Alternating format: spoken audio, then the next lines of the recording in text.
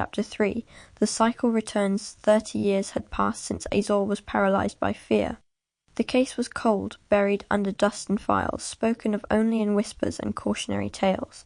Detective Thansanga had retired, his once sharp eyes now dulled by age and regret. Some wounds, it seemed, never healed. But history has a cruel way of repeating itself. It was a humid evening in 2025 when chaos erupted at Vaivakawn Market.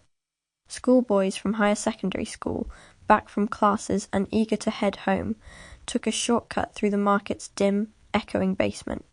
They joked and laughed until one of them spotted the motionless figure lying in a dark corner. At first they thought it was a drunk, or someone who'd fainted from the heat. But as one boy leaned in, he froze. There was blood, sticky and pooled around the head. The lifeless eyes stared up at the flickering tube light.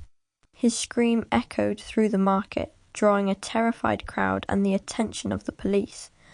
Within minutes, the area was sealed off with yellow tape.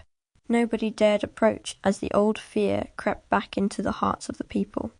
By now, Thansanga was old, living quietly in a small house, his badge tucked away in a drawer with the memories of failures and near misses.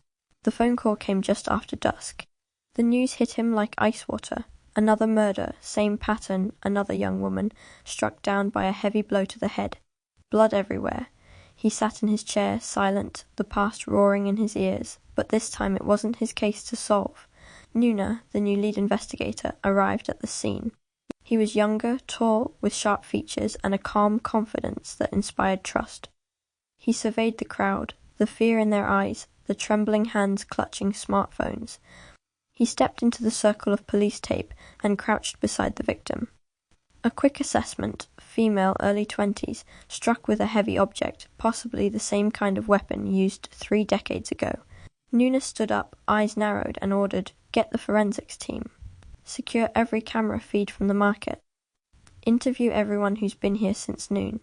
No detail is too small." He glanced up at the crowd and spotted a familiar face watching from a distance, Detective Thansanga. Thansanga was staring at Detective Nunpuia, hoping that he would solve the case.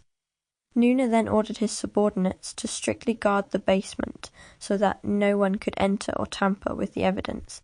The body was taken to the morgue for examination. The forensic team quickly scanned and examined it, hoping to find clues. That night, as rain battered the city, Nunpuia sat in his office, files spread across the desk.